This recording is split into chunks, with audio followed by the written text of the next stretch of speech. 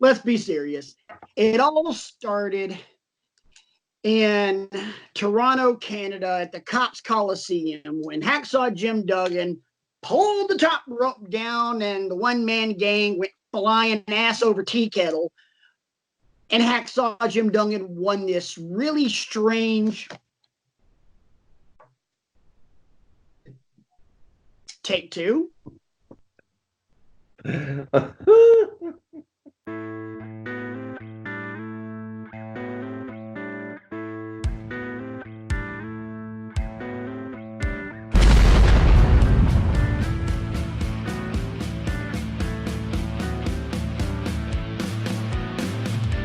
Since then, it has become the second biggest pay-per-view of the year. And let's be honest, our favorite. WrestleMania is WrestleMania, but this is the Rumble. And for the first time ever, your friends here at Wrestling with Egos get to talk about said Royal freaking Rumble. It is the 2020 edition of the beginning to the road to WrestleMania. And welcome to Wrestling with Egos. I'm Patrick, joined alongside the boy Brian. Appreciate you guys joining us for the next 45 minutes. We're going to talk Rumble. We're going to talk what's going on for this year. We're going to talk some of our favorite moments from years past. Just some great nostalgia stuff. We've got some homework and everything else. Brian, how you doing, Professor? I'm savoring the anticipation because, as you mentioned and alluded to, the Royal Rumble is one of our favorite events of the whole year, wrestling year. And we are here to give you that heap and helping of predictions, a thick slice of nostalgia, and hand in that homework later on. And the new homework for this week is Rumble themed, because why wouldn't it be? The Royal Rumble's happening. What are we going to do? What are we going to do? Give you a match from, Armageddon? No, we're going to go Royal Rumble heavy this week. Yeah, and the only reason this week's homework assignment isn't Rumble themed is because we're also in NXT dealing with the Dusty Rhodes Tag Team Classic. So I gave a great tag team match. But anyway, moving right along. Appreciate all you guys always joining us, whether you're here on YouTube or on Anchor Podcast. Thanks for making us a part of your week. Don't forget about Intergalactic Radio. Intergalactic Radio, even though I think we've been banned. I think we've been banned on Jupiter and Uranus. Moving right along. You set yourself up for that one, dude. Come on. We love the interaction with you guys that we get every week. We appreciate it very much. Don't forget to email us. You can see the email address right there at the bottom of the screen, wrestlingwithegos@gmail.com. You can hit both of us up on the old Twitter machine. I'm at Rant Mode On. Brian is at BCrigo15.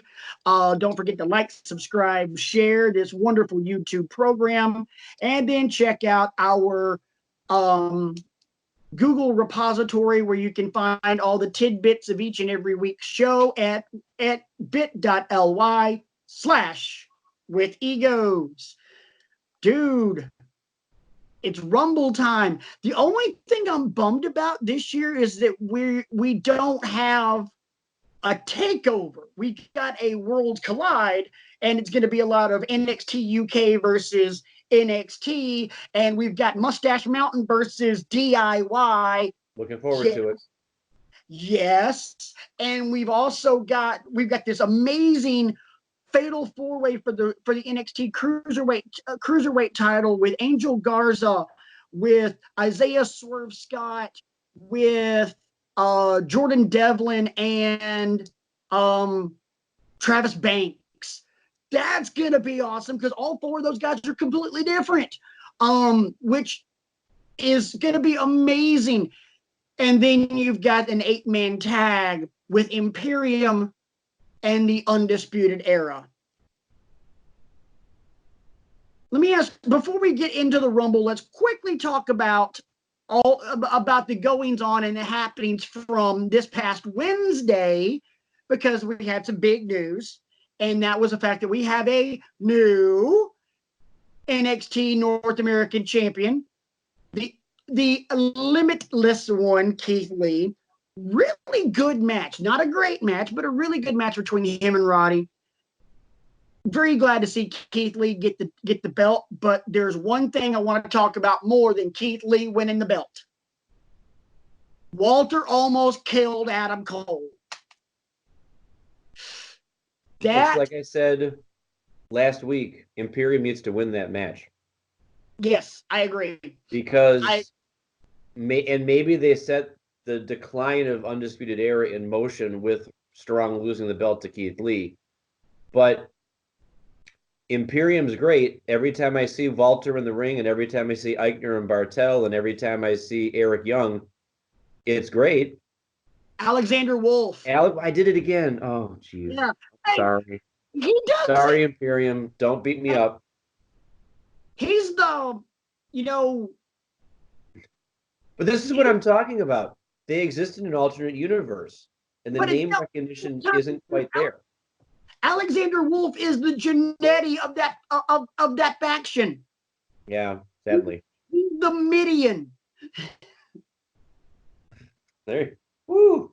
Okay. He's Midian, and this is before he became Naked Midian, and that's just, and the only reason people remember that is because they can't get it out of their heads. Why'd you have to go do that? Why did you have to go? Oh. Anyway, I am looking forward to that. Again, Walter's chop on Adam. When Adam Cole took his shirt off, I'm like, oh, no. It was like an internet meme. I just wanted to look and just go, oh, no, baby, what is you doing? And then he went for the super kick, and Walter caught him. And I'm not Catholic. You are. And I was like, I'm like, he's about to die. Yeah, he's.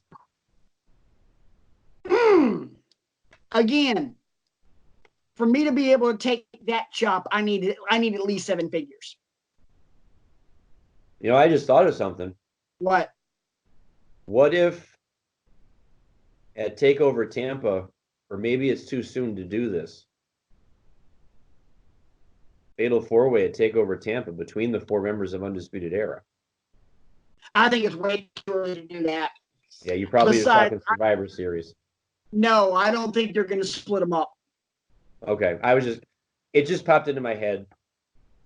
I just thought, let's see if he likes this. But good together to split up. And at the same time, I got to be honest, you could separate Strong or Adam Cole from that group. O'Reilly and Fish need somebody to talk for them. True. They're amazing in the ring, but the only cool, funny thing that Kyle O'Reilly does is the air guitar on the tag team title belt on the way to the ring. That's all they've got. Yeah. So you gotta have I think you gotta have the 4 of them together. They are literally they're the Horsemen, except there are less guys that can cut a good promo. The Horsemen had Flair, Arn, and Tully that could cut promos. So, moving right along, we're not going to talk about much AEW this week because, let's be honest, it was a pre-taped thing from the cruise ship. Cool. Well, actually, My Good, Bad, and Ugly is all AEW.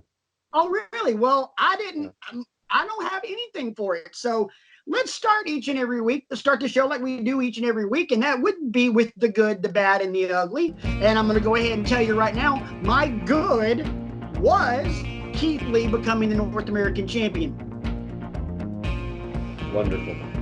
Yeah. My good was the novelty of actually getting to see one of these Chris Jericho events. Like, how do you wrestle on a ship? I don't understand, but just the whole event, like, and all the issues that happen, the production quality and all that kind of stuff. But it's happens when you put a wrestling event on a moving ship, Yes. So I thought, just the novelty's sake, that's my good, just getting to see something like that and all the things you have to consider when you put on an event like that.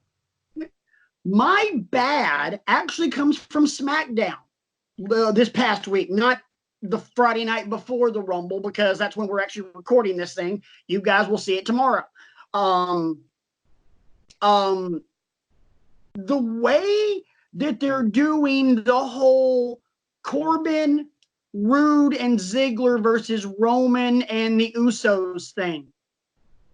To me, it looks like it's just a hodgepodge. It looks like it's Roman and Corbin and the Pips.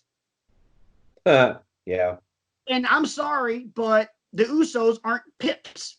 The Usos are a very good tag team. Ziggler's overrated. Bobby Roode's underutilized. Yeah. To me, it doesn't make sense. So for me, that's the bad. I'll go ahead and quickly give you my ugly. Ouch. I'm sorry. Anytime Walter hits a chop to the point that every WWE social media account posts sound really, turn your volume really up, really high up, just so you can hear it. Again, 7 figures. If I'm going to take that. Cold hard cash, 20s, $1 million in 20s. Well, my bad and my ugly actually come from the same segment on AEW from Wednesday night. Bad is Britt Baker on the microphone. Oh God, yes. Sorry. I mean, I just don't understand. It was a horrible promo, meandering, pointless. To paraphrase AJ Lee, cutting a promo apparently is not a sexually transmitted disease. Baby. Boom. Boom. And my ugly, Tony Schiavone's shirt. Because man, was that ugly. Oh, that was a thing of beauty. No. I'm like, I've worn Guerrero shirts in my life, sir, and that's ugly. Schiavone's shirt had Bruce Mother Bleeping Campbell written all over it, man. I was like, oh, that shirt is just gangster. And you know what? Big ups to Tony Schiavone for the balls to wear that. Because, yeah, it was ugly, but it was so ugly, it was awesome. It's like, we'll agree to disagree on that. Dude, you're a teacher. It'd be like rolling up into class with some really cartoonish tie on purpose. Or just some god-awful tie on purpose.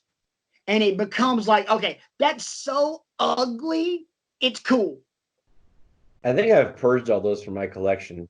I used to have some really bad, like, late 90s era ties and stuff like that, but I just got rid of them because I don't wear them. So it's like, what's the point? Right. But you know what I'm saying? Yeah. There's a where the ugly stops being ugly, and then it becomes ugly comical, and then it becomes ugly awesome. Like, that thing is so like the El Camino. The El Camino used to be an ugly ass car. Now it's so damn ugly ass, it's cool when you see one. The DeLorean was an an ugly ass car. And then Back to the Future happened, and no, the DeLorean's actually freaking cool. Right. So, you get to a point where ugly becomes awesome. Ugly's not necessarily beautiful because you still have to recognize the ugly, but it's still awesome. You know what's ugly and can't be cool? The Subaru Baja. You don't remember what car that was? Look that up because that thing was just. Do you want it to be a pickup truck or a station wagon? You can't have both. But that was just bad. Subaru Baja. Oh. Their version of the El Camino when that thing was god awful. Moving right along, ladies and gentlemen, before we get into Top Gear. No, more like low gear. Right. We'll spend a little time next on the Rumble that's happening this weekend. I have some questions that I'd like to pose to you. Yeah. What? Yeah. Toi. some questions to pose to you, and I'll give you my answers too, that have to do with the goings-on that'll be happening this Sunday night. Yeah, man. First question. Which non-Rumble match has the chance to be the most memorable? So we're not talking about the women's Royal Rumble or the men's Royal Rumble. Ooh. Run down the card for me. You've got a just added match for Monday. You've got Andrade versus Humberto Carrillo for the U.S. Championship. You've got Daniel Bryan and Bray Wyatt in a strap match for the WWE Championship.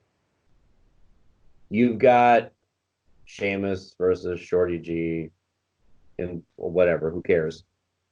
You've got You've got and the two ladies matches, Becky Asuka for the Raw Women's Championship, Bayley Lacey Evans for the SmackDown Women's Championship. I feel like I'm forgetting a match. I feel like there's 6 matches besides or maybe there's only 5. Because I gave you 5. I would probably say Because there's no IC title match right now. Right. There's no tag championships happening right now. Right. And I gotta Brock's in the Rumble, so there's no Universal. I have to say, because it was a really damn good match last year at the Rumble, Becky and Asuka. But if not that, Humberto Carrillo and Andrade will probably be straight up gangster because those guys are good. I would like to change my bad, because my ugly is still the chop. My bad isn't how that SmackDown angle is. My bad is you put the Raw tag team titles on Rollins and Murphy When tag team right behind you. Yeah, that was dumb. That was really dumb. This is reason number 4,712 why I'm not watching Raw right now. And Heyman is the one booking this thing. I don't get it. Anyway, I'm gonna gun to the head. I gotta pick one. I'm gonna go with the safe bet and say Becky and Asuka. I think the answer is actually Daniel Bryan and Bray Wyatt. Because of the storytelling chops that both of them have, because of the wrestling ability that both of them have. And I don't know what it would be, but I feel like that's the match that seems to be the most straightforward, so that's where you'll probably get a swerve of some kind. Whether it's a new character being introduced or... I don't know what the swerve is, but like if I was going to pick a match where there's a swerve,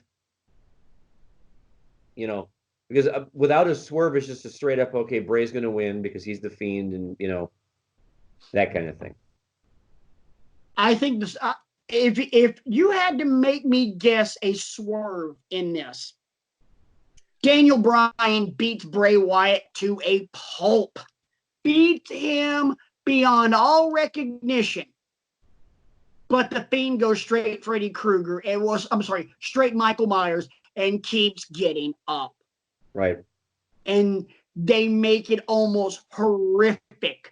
Kind of like that Hell in the Cell, except without ringing the bell. He keeps getting up. Yeah. I have a feeling they're going to make this pretty barbaric and pretty brutal. And because, with the Fiend, he's going to take a crap ton of punishment. Yes. That's the whole crux of the Fiend. We keep saying it on this show. He's a 1980s monster, slasher movie villain. He's Freddy. He's Jason. He's Michael Myers. He's something supernatural. So, yeah.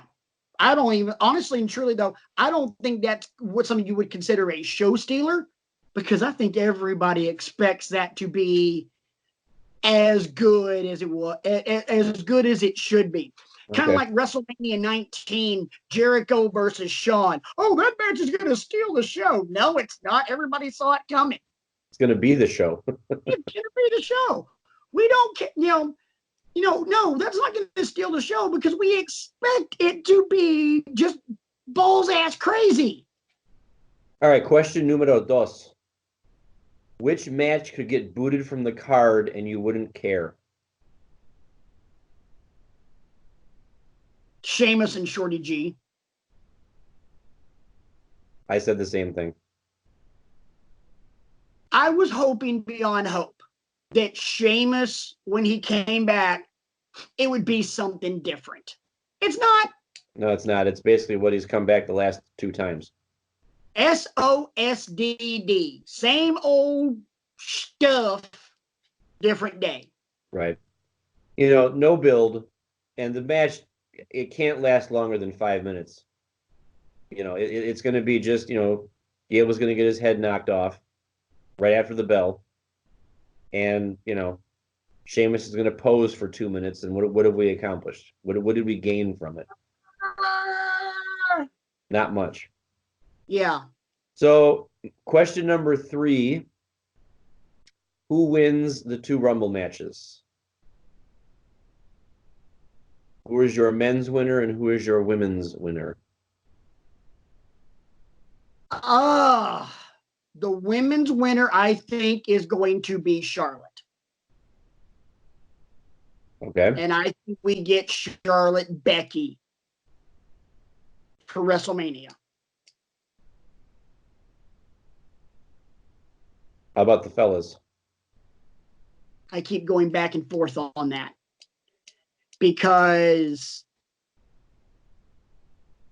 part of me wants to go with the safe answer and say Drew or Roman.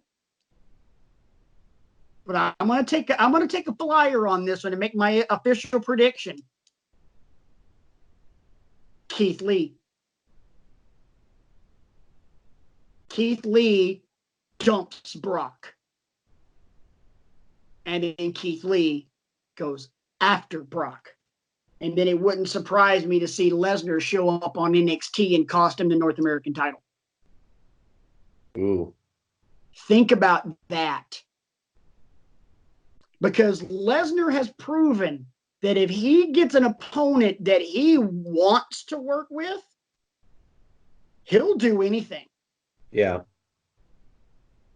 Imagine Lee dumping him and then the rematch, because there'll be a rematch before WrestleMania rolls around.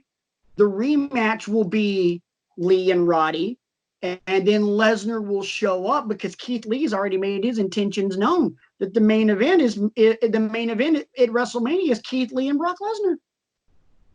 Lesnar shows up, distracts Keith Lee long enough for Roddy to get the win, maybe a little pull of the tights. Then Lesnar gets in and F5s him and leaves him laying.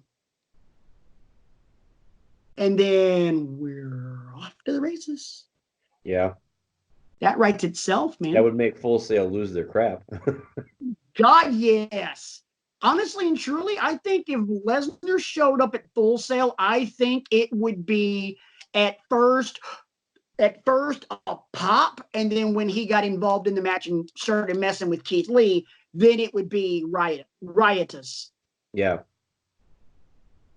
I'm going with Drew McIntyre for the men because, like I said last week, I want Brock to come out at number 1, and he'll be in there for maybe 30 minutes, 35 minutes, because the numbers will stack up in the ring. And then I want Drew McIntyre to come out at number 23 or something like that and just walk right up to Brock and go, wee! No.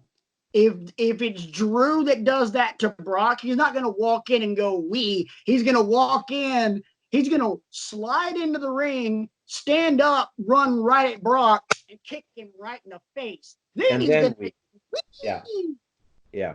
Oh, no. Because I think it's Drew's time. I just think, he's put in the work. He's proven that I was not ready before in 2006 or whatever it was. I'm going to go away. I'm going to work on my craft around the world. I'm going to come back a wiser man, a smarter man. I'm going to keep my head down and do what you ask of me for a while because the thing with Shane and the thing with this and the thing with that. But now I think it's his time. And I would love to see him be the one to take down Brock because that's a fresh pairing. Mhm. Those two have never touched really. No. And at the same time, though, as intimidating as Drew looks, and now they're making a they're turning him into somewhat of a face. Right. Which is why I So think it makes even more sense. yeah, I agree. I'm like, why would you turn him face unless I think what'll happen is I think they'll also have some interaction with him and Randy Orton during this, Yes. and that'll lead to a match for the title shot at Elimination Chamber. So there you go. And how And then about for the women, for the ladies, Shayna Baszler. Because she wins it, and this serves as her call up to Raw, even though it's not really a call up anymore. But what's left for her to prove in NXT? exactly? You know, and the depth that she could bring to the Raw side of things, you've got some intriguing matchups all across the board now. You stop, because you also have Shayna Becky, and Yeah, yes, that's what I mean. Because you're no, setting that up for Mania. They can start, dancing around each other, cutting some promos, you know. you have a lot of great matches, but you also have Shayna and Becky. Yes. Yes, please. Again, we can have that match in 12 consecutive pay-per-views, and I wouldn't get tired of it. I've been wanting to meet you for a very long time. Oh God, yes. um, I don't. I like booing Shayna, but God, she's good.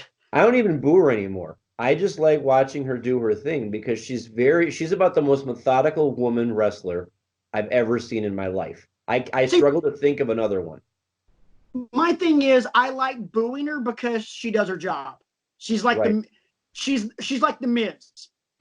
Your job is to make me hate you, and I from a fan market, being a mark perspective, I hate Shayna, but at the same time, I love Shayna because I'm just like, oh my God, you're so freaking good. You cut great promos. You never have to scream. It's just your normal tone of voice, and you just sound so freaking terrifying. She's Because another one of these people that'd be great to just sit down and talk wrestling with oh God, for yes, a half she's an hour, an hour. a woman. But I didn't think about that, so I like that one. What else you got? And then another question, last question, about the Rumble at goings on. If you were going to pick two surprise entrants for the women and the men, now this will be a little bit easier for the women because they've only announced 5 people, Right. which I still don't understand. I mean, you got to declare more people, and I struggled with this. I picked 2 for both, but it took me about a half an hour to really think of them. I've already got my 2 for the women. I'm having trouble with the men. Also, I'll go ahead and give you my women. Paige and Ember Moon. Okay. I think Ember's been cleared. I'm not sure. And there's that phrase where there's smoke, there's fire. There's too much smoke surrounding Paige right now. Too much. And she's having too much fun trolling everybody. She's actively doing it on social media. And if you watch WWE Backstage this past week, she is actively trolling people. So I think it's her and it's Ember. Honorable mention, Alundra Blaze. Okay. They put Medusa in because Medusa will be 115 years old and still be a better woman than anybody else in that damn ring. That lady is bad. About the men. I don't know. because I can't think of anybody else that's hurt. And the more and more I read and the more and more I think, I don't think we're going to get Edge. I didn't realize he's 46. Yeah. That would give me pause. Like you like, yeah, I'm fine, but I'm 46. Yeah. The only other name I can come up with, and there's been rumors about it, Sting. But again, I don't know. I don't really have anything. We know Kane's going to be in there. I think they've actually announced that. See, I didn't know they announced it. He was one of my surprises. I just figured, okay, he was back as a one-off kind of thing. Kane will always be in the Rumble because Kane has the record for most career eliminations and most Rumbles appeared in. He's kind of like the Royal Rumble god. So I think honestly and truly, as long as Glenn Jacobs wants to, I think they're going to let him, hey, put your mask on, get in the ring for the Rumble. Right. Who else do you have? For the women, I wrote down Ronda Rousey. I was thinking about that one as well. Eve Torres. Eve. Because I was trying to think, we had a lot of them come back for the first one. You had your Molly Hollies and your Trish Stratuses and all that sort of thing. I was just trying to think of somebody a little bit more off the beaten path. It's a little bit easier to pick surprises for the women's Rumble because there's so few spots taken up.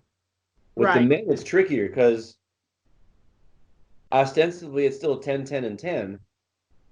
Do you want to take a spot away from any show? Right. I would argue no, with that finite amount of people, So for the men, I wrote down Kane, and I also wrote down X-Pac.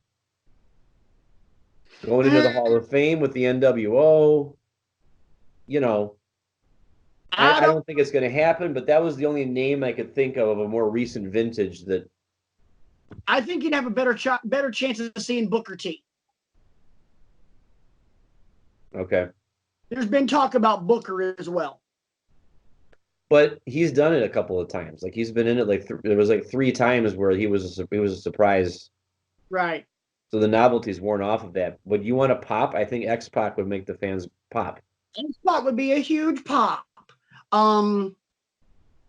There's a lot of guys and gals that would be a huge pop. I think if we got Alundra Blaze, I think that'd be a huge pop. Yeah. She bad.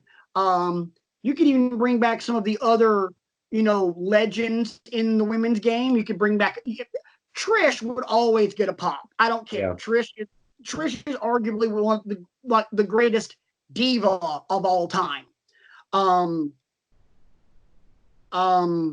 Lita always gets a pop. Lita always gets a pop. I would like to see Eve Torres because we know for a damn fact the woman's in shape. Yes. I mean, she's only married to a Gracie. And she teaches self-defense. So, yeah. Because you also have to think out of that whole somebody else to think about. Beth Phoenix. Yeah.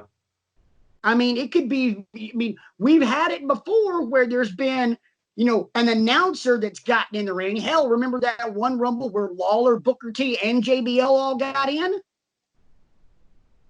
Terrible. It was, yeah. But you could easily have Beth Phoenix get involved in the Women's Rumble because of, because she could possibly be there at ringside because of NXT. Yeah. So that would be cool. But that's really all I got. Yeah.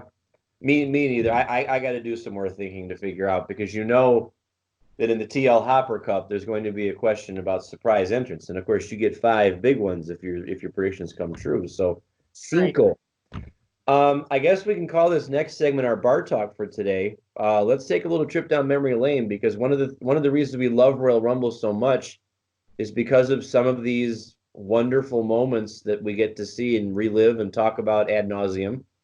Why don't you kick us off with that? What's a fond memory of the Royal Rumble for you, sir? Oh, and I just realized I forgot to put one down here. Well, I'll make sure it gets mentioned, or you might even mention it for all I know. Oh, and for like the nostalgic stuff? Yes, yes. Oh, see, the thing is, it's not like it's not like you're telling me to pick one. What I'm having No, to we're do, just going to go rapid fire here. We're just going to. I'm having to pick which one I want to start with because there's so many Rumble moments that I love and bring a smile to my face. Simon Dean at number 3 in 2005. That's what you're going to start off with. If you ever mention Simon Dean on this damn show ever again, and it'll get posted on the next show, I will woo chop your ass. But we're a lean, mean wrestle talking machine, so we have to let people know how deeply into this we want to get. So we have to mention. Moving right along. Okay, the one I want to start with was a promo after the Rumble, because I want to tell you all with a tear in my eye, this is the greatest moment of my life. Blah, blah, blah, blah, blah, blah, blah. Because this is the dealer, and you all pay homage to the man. Woo! Flair winning the title at 92, and that promo at the end. Oh, that is like, excuse the expression, but that is like one of the big dick promos in the history of wrestling, to just be able to go unzip, plop. And how happy Bobby Heenan was for him. Heenan was euphoric. Proud Papa in the background. God, I loved everything about that. It was just amazing. So Mr. Perfect with a 10-mile wide smile too. I mean, everybody was just so happy for him. And then, of course, Heenan has to get the last word in. Well, we hate to say we told you so, but we told you so. How about you? I'm going to go with Rey Mysterio winning the 2006 Rumble after the passing of Eddie Guerrero. If you haven't watched the Untold documentary on the network, ladies and gentlemen, you need to go watch the Untold about Rey, Eddie, and the 2006 Royal Rumble. Jeez, oh man. Oh, Gut-wrenching. so good. Brings back both bad feels and the good feels. Oh, it's so good. See, for me, a lot of my other favorite Rumble memories are pops. So before I get into those, how do you talk about Rumble nostalgia without one word? Kofi. Yeah, that's the one. When I was looking at my list, I can't believe I forgot to put that one down. Just all the myriad ways he staves off elimination. Yeah, okay. So it's funny that John Morrison is back now in WWE, because John Morrison started all this BS. Because he got knocked off the apron and then hung on to the barricade parkour style like a damn spider monkey, pulled himself up, walked up, jumped onto the jumped onto the steps, and we're off and running. Was Kofi's first one the handstand? Well, let's see. He's done the handstand. He's done using JBL's office chair. I watched one the other night where he got thrown into the Rosebuds. Oh, yeah, and they crowd surfed him. Yes. He got thrown off and landed on Big E's shoulders. Yep. The most ridiculous one of them all, he got thrown out, caught him, who puts him on the barricade, beats the living crap out of him. Then Kofi runs the barricade and jumps. I thought he was going to fall off when he took his first step, because that barricade was like sagging to the side. I'm like, oh no. But then he got the running start, and it was, it's just like one of these years you'd want to see him win the whole thing. Because that's the one beef I have with all this, is you do all that work. And then Yeah. Yeah. So I mean, you can make a 3-disc set of just his elimination or his survival. Bullshit. Wasn't there a pancake tray too? Didn't he like fall in the pancake tray? Because both feet have to touch the floor and one foot hit the pancakes. And Yeah. that's when Woods and E did the cheerleader launch because Right. he was pancakes. And so they did the little bridge thing. Kofi put that foot on there. Then he stepped off the pancake foot. Then he stepped off the floor with the other one. And then they launched him over Jinder Mahal. It's wonderful. Which that was just like, what in fresh hell? The chair was cool too. Because JBL's just laughing, going, I'm giving the chair because I got to see this. Right. But again, for me, other ones are pops. Like going into WrestleMania 26, whatever damn year that was. Edge coming back. At number 29. The biggest Rumble pop of them all was in Madison Square Garden, and Cena was number 30. Yeah, that was unbelievable. I've never really been a huge Cena fan. I appreciate him and I respect him, but he's never been my bag. But seeing that again gives me chills. Just like, oh my God, that is an explosion. And then more recently, the WWE debut of AJ Styles. Yes, that was awesome. Here's a question for you. Why on earth would Teddy Long and Eric Bischoff leave early in 2005 when you had Cena and Batista go over at the same time? I just learned this. I was today years old when I learned that that's what precipitated it. Because I saw some documentary or whatever. I was eating lunch today and I watched it. That's what happened. Because the Rumble went on last that year. And Long left the building. They both left the building because, the Raw and SmackDown stuff was over with. And when and Cena and Batista going over at the same time was obviously a botch. Oh God, yeah. Them hitting at the same time was a thing of beauty because I've watched that sucker back so many times, and it's simultaneous. It's Batista's butt and Cena's feet. Yep. Or, sides or whatever. And so nobody knows what to do in the back. So that's why Vince came out. And he's been sitting in the chair for so long. He's not stretched. And so he's coming out and he's throwing the jacket down. And when he launches himself into the ring, that's when both of his quadriceps tendons tear. If you ever want to see a funny recollection of this event, on YouTube, the channel Inside the Ropes, they have a conversation with Edge, and nobody remembers that Edge was the last guy out before this happened. I think I've seen that. I think I saw that. Hilarious.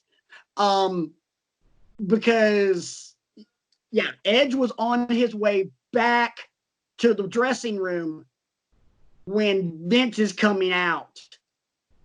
And he has his recollection of this is funny as hell. Yes, it is. But yeah, that one and I got one more because as a kid, when I was really marking out to this, and I was teenage years and everything else, the one that really ticked me off was the both feet hit the floor rule when Shawn had one foot down and one foot up, slid back in the ring and dumped Bulldog. Yep, I have that one down too. Yeah. Because now it's, Royal Rumble gospel, both feet must hit the floor. That's where you really, because for 8 years, nobody cared that both feet had to hit the floor. You really didn't, it wasn't an issue until you got Shawn, and nope, you look at that shot, only one of his feet touched the floor. He's got the other one fanned out in front of him. So Another one that I have, we've talked about it before, but the Royal Rumble from 2000 in Madison Square Garden, it was interesting. And not for the reason you think I'm going to say. Thank God. I'm about to say, oh, let's not bury this poor guy. But the whole setup of it, like when I watched it, it looked like it happened in my living room. You know, just the way, I mean, anytime you have an event in the Garden in the first place, it's going to be tricky. But it all like was happening like the fans are like right on top of the ring. Yeah. You know, it looked like it was happening in a bandbox. You know, and we have the Triple H Cactus Jack street fight, which also happened in a bandbox. You know, and it's always going to have a special place in my heart because Rock won it. And that sets off that wonderful rivalry that Rock and Triple H had because they dominated 2000. Oh, yeah, absolutely. No question. You know, there was 4 or 5 awesome matches the two of them had with each other. And that's really, I think, what set it off is Rock winning the Rumble and then coming out of that fatal 4-way at WrestleMania. Now you've got the Iron Man match and you've got, you know, the triple threat with Kurt Angle in the summer and all that kind of stuff. So it was just a great, you know, great kickoff point for that. Right.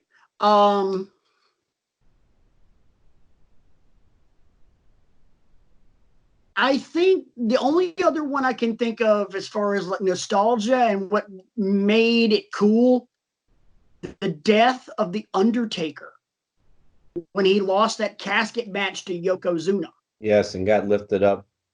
Because that, ladies and gentlemen, was truly the birth of the mythos that became The Undertaker. The Undertaker was just The Undertaker until that happened. And then all bets became off because now The Undertaker became more than just a man. Right. He became a mystique. That was the birth of the mystique that we now recognize as The Undertaker. There is a reason that that character has such a deep-rooted base with long-time wrestling fans. And it's because The Undertaker's capable of anything. You know, it's mystifying. It's unnatural. Oh, in the grand scheme of the, you know, separation of disbelief. But that's where it started. Right.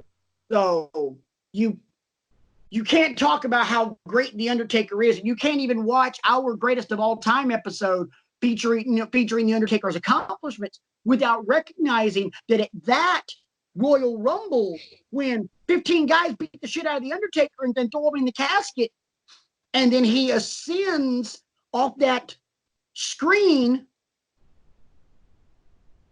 Without that, we don't have Buried Alive matches. Without that, we don't have the Ministry of Darkness. Without that, Mick Foley doesn't fall off a Hell in a Cell. Right. It becomes, when you look back on it, and I've said this on plenty of shows, when you look back on it, that is one of the key pieces in the grand timeline of professional wrestling. Without that, professional wrestling as we know it now isn't what it is. Agreed. So are you ready to move on and turn in some homework?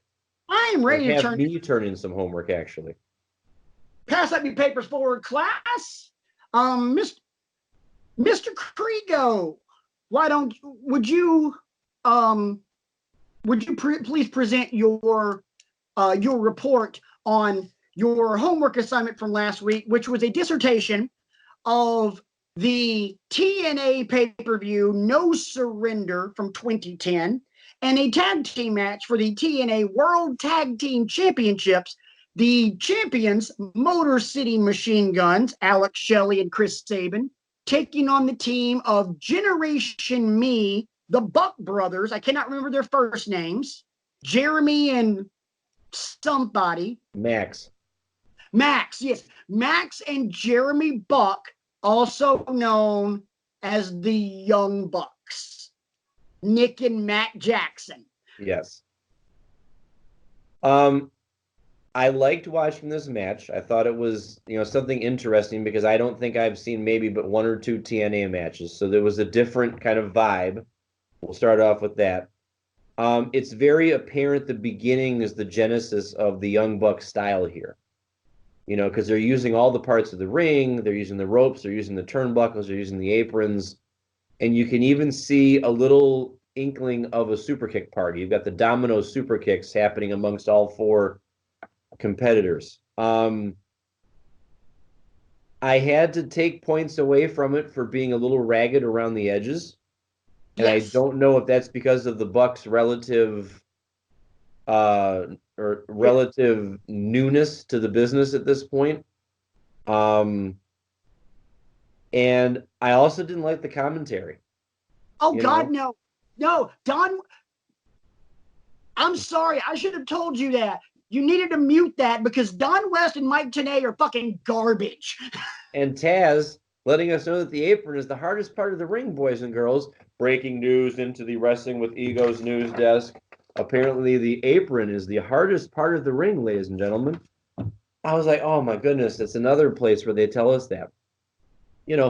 But I still think it was a great showcase for both teams. Yes. It was for the tag team titles. They showed out.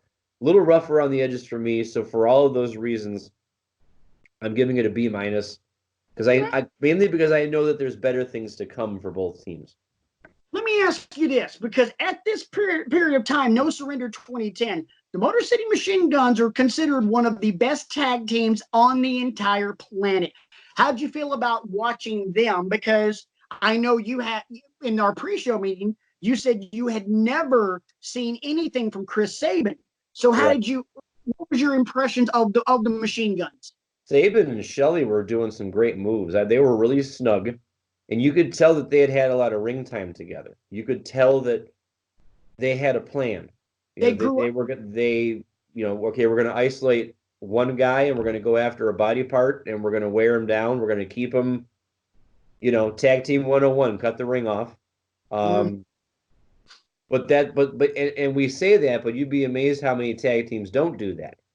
Right. They're just trying to it's a move fest. Well, no, you're trying to isolate and break down your opponent. That's how the best tag teams have always done it.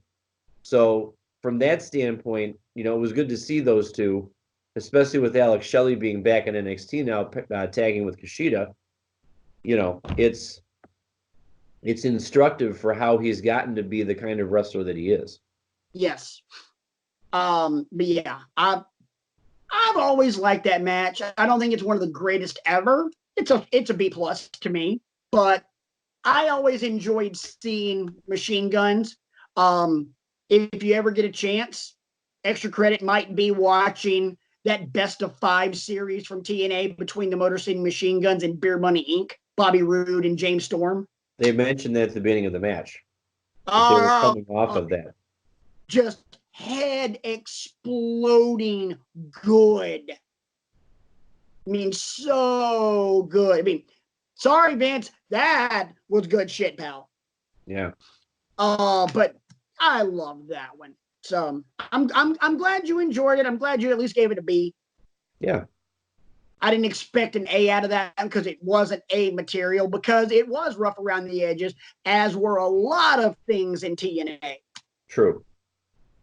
So, class, your homework for this week is a Royal Rumble contest.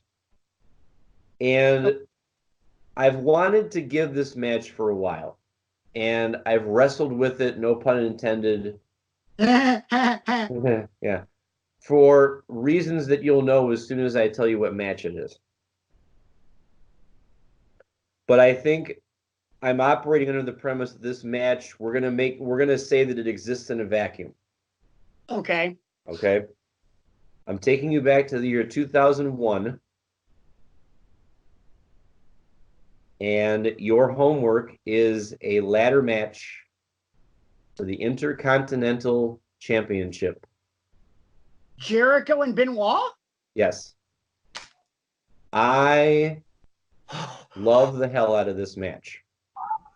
This might be one of the best ladder I matches. will stipulate that, yes, I am aware of all of the issues and intricacies surrounding the man Chris Benoit, Yes. of which I had zero idea at the time while I was watching him wrestle.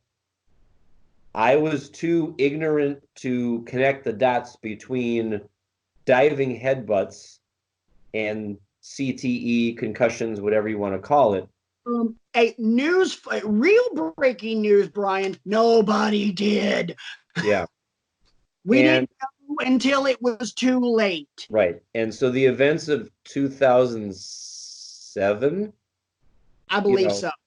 I will stipulate and I will say right up front, they were garish, they were grisly. I wouldn't wish that on anybody. I know the man was in a lot of pain and wasn't thinking rationally. How could you expect him to? Brian, let me help you out with this one as executive producer of the show. We understand the ramifications of what Chris Benoit, the man, did that day when he murdered his wife and his young son, Daniel. We do not avoid this. We do not shy away from it. We do not turn a blind eye to it. However, we also will not turn a blind eye to the wrestling career of Chris Benoit. We also will acknowledge that he murdered two people, then killed himself, just like we would mention that we truly believe that OJ murdered two people and got away with it. Same thing. Benoit was an amazing wrestler who did really, really, really rotten crap. He killed two people. Yes. Him being a great wrestler doesn't exclude him from the fact that he killed two people. Him killing two people doesn't exclude him from the fact that he was a great wrestler. Jimmy Snuka killed somebody, even though it was never proven in a court of law. Yeah. He was still a great wrestler. And in my mind, his greatest rival was Chris Jericho. I mean, you look at the 2.5 years that these two guys put matches on, pretty much. And this was the best one. And they owned the mid card from late '99 to 2002, basically. 99. They owned the mid card from about 97 in WCW. No, I forgot about that. I'm still thinking WWE again. Oh no! And then they went on, to go for the big titles and stuff like that. So, for me though, this one represents them at the peak of their powers with each other. Okay. The mic work from both of them, because Benoit was decent on the mic. He cut a good promo. And then just the innovative ways they use the ladders and all that. And I at the risk of giving away too much, watch the match. Ow! Ow! Ow! Get inside your vacuum and watch the match. And spine is not supposed to bend that way. And yet here we are. Yeah. It's a thing. It's real. Yeah. I'm looking forward to rewatching this. Yeah. Benoit murdered two people. Guess what?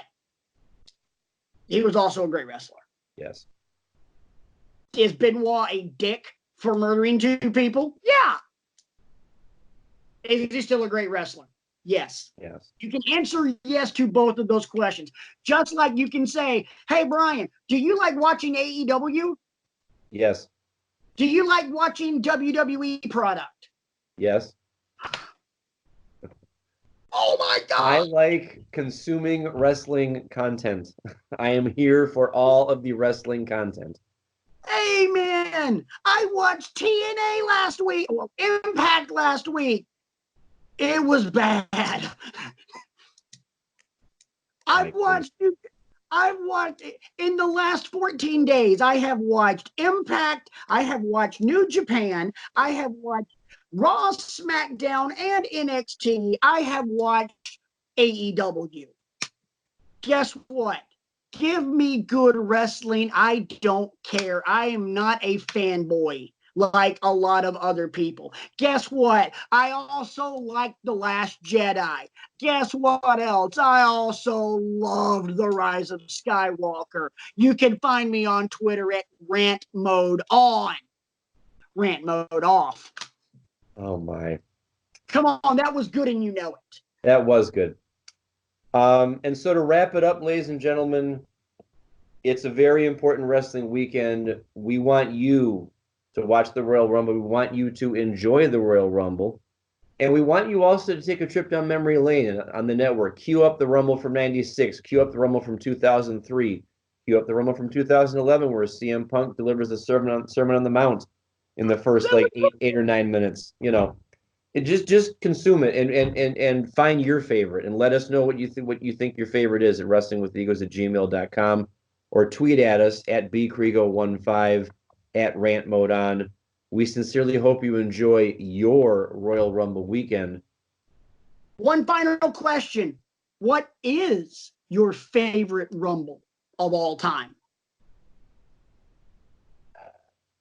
It's either 2000 when Rock won it, or it's 2007 at Madison Square when Cena came back. Mine is definitively 92. Because it was so good. And there were so many Hall of Famers. And Bobby the Brain Heenan on commentary. Yeah. That, boys and girls, is a masterclass on being a color commentator. Corey Graves can't even hold Bobby Heenan's junk when it comes to Royal Rumble 1992. Flair comes out at number 3. Heenan goes, damn it! Damn it! And it's on from there. Hang on to the ropes, Rick. Hang on to the... You know, oh, Piper, you're awesome. Thank you. It's not a skirt. It's a kilt. It's been a kilt the entire time. And then Piper hits Flynn. Why, you skirt wearing freak? Forgot all about that. I'm going to have to go back and watch that. Oh, dude, if you have to 92 and just don't watch the match. Pay attention to the commentary. It's just Bobby Heenan. That's all you need to do because you realize just how good Bobby was. And coming up with the drop of a hat, too. He didn't have no script. You know what? We're talking Rumbles. You know what I'm actually watching right now? I'm rewatching last year's Rumble on the TV right over there. I forgot how good of a match Brock and Finn had. Yeah. I forgot how good of a match that was. But hey, he's the prince. I mean, he can, you know. Yeah, man. Well, looking forward to Worlds Collide. Looking forward to Rumble. You know what else I'm looking forward to? 4 words for you. Had to count them, make sure I had them right. Pineapple, up, 3 words. Pineapple, upside down, cake. This is Rant Mode On has bought the ingredients. Coming through in the clutch. The magic will be happening right over there in the kitchen. And it will be scrumptious. God bless you, sir. Yeah, man. Yeah, man. All right. Guys, appreciate it as always. Enjoy the music tonight because it's the last time you're going to hear it. We got something new coming next week. That's called man. That's called a teaser, boys and girls. So for Brian, for RJ, for Pantalones J. Hernandez, our amazing editor, the wives, the children's, Wu-Tang Clan, Finn Balor in his white boots, from Rumble 2019. I'm Patrick. That's Brian. We'll see you guys next week. Enjoy the Rumble, and until then, that's our story, and we're sticking to it.